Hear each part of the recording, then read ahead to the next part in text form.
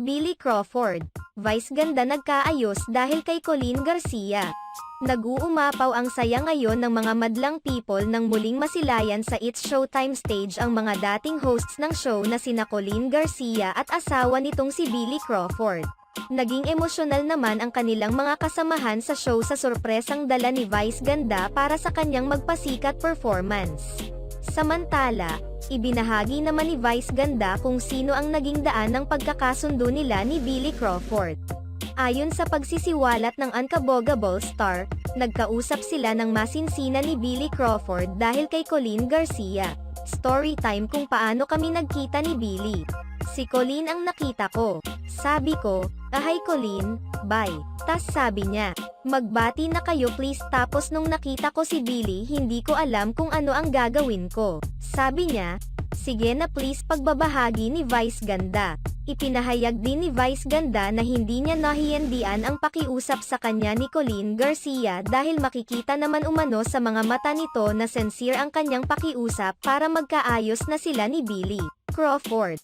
"Paano ka magnono kay Colleen?" Tapos yung mukha niya ang sincere. Tapos alam niya kung gaano kahalaga yung relationship namin ni Billy. Nasaksihan niya. Dagdag pa ni Vice Ganda. Ibinahagi naman ni Colleen Garcia kung paano niya kinumbinsi si Billy Crawford na makipag-ayos at makipag-usap na kay Vice Ganda. Ipinaliwanag niya rito na nasasaktan na lamang nila ang isa't isa dahil malapit silang magkaibigan. "Pareho kayong nasaktan. Yun yung sinasabi ko kay Billy." Sabi niya, sinaktan niya ako Sabi ko, kasi you're also in pain so lahat ng nasasabi nyo, nagagawa nyo it's all coming from a place of pain. You have to understand din na minsan may nagagawa tayo, may nasasabi tayo because nasasaktan din tayo. It's not because masama yung iniisip mo tungkol sa isang tao pero dahil nga mahal na mahal mo yung isang tao kaya ka nasasaktan. Pagbabahagi naman ni Colleen. Naging maayos naman ang kanilang pag-uusap at tuluyan na silang nagkaayos. Sa tingin naman ni Vice Ganda na ngayon na ang perfect timing para sa kanilang pagkakaayos.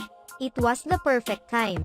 I felt so good kaya nung naghiwalay kami, text kami agad ni Billy. As in pagsakay ko pa lang ng kotse nagte-text na kami, nagtatawagan na, nagsesenden na kami ng kung ano-anong picture.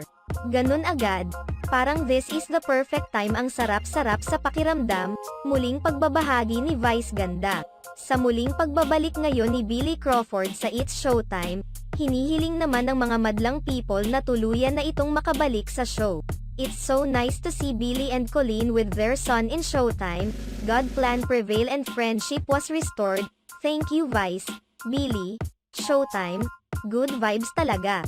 Glad to see Billy sa It's Showtime again. Happy that they are okay now. Hope to see more guesting pa na Billy sa It's Showtime."